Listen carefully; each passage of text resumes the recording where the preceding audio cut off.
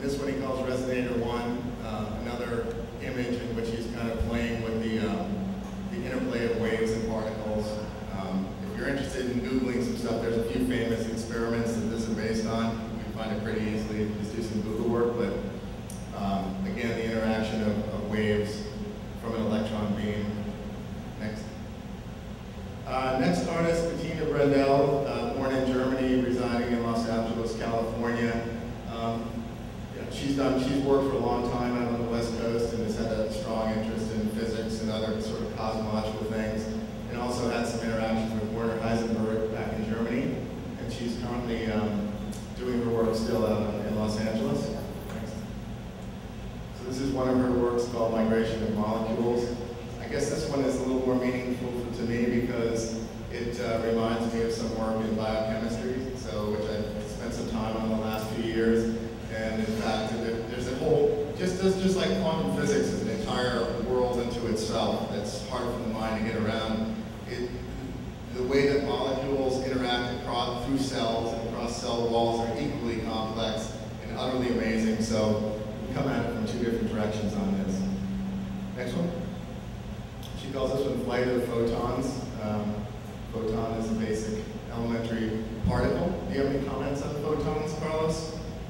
Since most people know what those are, at least? Well, I'm not sure about this particular beautiful painting or design, but photons are the bundles that make up light. So this is a concept that started with Planck, Einstein mainly, and they noticed that light, which was thought of only as an electromagnetic wave, like those waves that we've been talking about, was not this, and waves are continuous. You know, think of water waves, sound waves, string waves. You see this continuity, right? This undulation. But the electromagnetic waves are really made out of trillions and trillions and trillions and trillions of very small bundles of energy. They're called the quanta of the electromagnetic field, and the name is photons. At the time that Einstein and Planck postulated, they had to postulate the existence. There were no real direct experiments showing that light was made out of these tiny little things. It's impossible to do at the time. But to interpret certain very strange results that they couldn't interpret with classical physics, they had to postulate the existence of photons. That's how theoretical physics works. And with the postulate that there are such things, they were able to make contact with the weird experimental results that they couldn't account classically. Well, they were right. And nowadays, we can actually produce one photon at a time, a completely quantum beast. And that's behind a lot of what you see, this last one, resonance or whatever. A lot of that nowadays, Randy Hewlett at Rice, for instance, people in Austin and A&M mainly, they're doing quantum optics with single photons or very few photons. That's a completely quantum object. Well, those are those photons. Thanks. And I guess certainly important because we couldn't see anything without them, so pretty important relative to art. Next slide. Our next guy we want to talk about is Benoit Mandelbrot. Probably a few people know who he is. He's a very famous physicist and mathematician who pioneered the field of fractal geometry, which it has many, many practical applications. Basically, he was looking at very chaotic, random-looking systems and used mathematics to show that there really is order even in seemingly random things, like coastlines, or the branching of a tree, or the vascular structure in your body. And not only that, but it was discovered later that fractal geometries could be used to receive a wide range of frequencies. And in fact, none of our cell phones would be nearly as useful as they are without fractal geometry. Most of the antennas in our cell phones are fractal antennas. Next.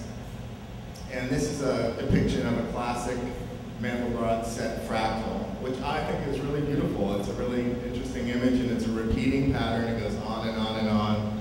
And fractals are, what really characterizes them is self-similarity.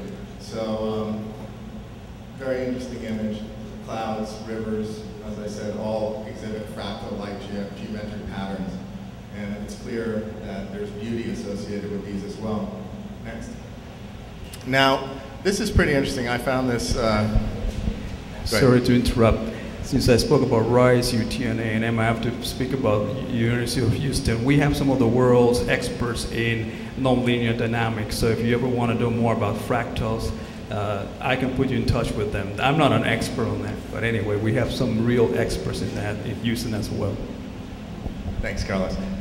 Next, this I found interesting, doing a little bit of, again, poking around on the internet, but it turns out that a bunch of computer scientists in Australia did some analysis of various works of abstract art, and it turns out that fractal patterns appear also in art, not everywhere, but in some places, and in particular in the works of Jackson Pollock and Max Ernst. And I like the quote down there that, you know, when Jackson Pollock was painting, people just thought it was just a random chaotic explosion of color, when in fact, you know, Jackson Pollock always asserted that his work was a harmonious whole. And when computer analysis was done on this piece, Blue Poles, one of my favorites, it turned out that there was all kinds of fractal relationships in his, the way his paint was applied to the canvas. So I found that very interesting, and it certainly is a beautiful work. Next. And this is an example by Max Ernst that also researchers have found fractal relationships. His technique of decalomania, where he would apply paint and then on another surface and then press it onto the canvas and then release it off, also produced what seems like random type of patterns, but also have fractal relationships in those patterns that were produced in this technique. Okay, next one. Okay, this is also one of my favorite ones. Garrett Lisi is a theoretical physicist. He's it was highly publicized back in 2007 for a paper that he wrote. He's in fact a campmate of mine at Burning Man, so I'm going to be hanging out with Garrett in just a couple more weeks. But he works on geometry, and I'm no expert on geometry. I barely passed algebra, so he came up with a theory to try and unify the four major forces, and basically did it by plotting it against a geometric structure called E8.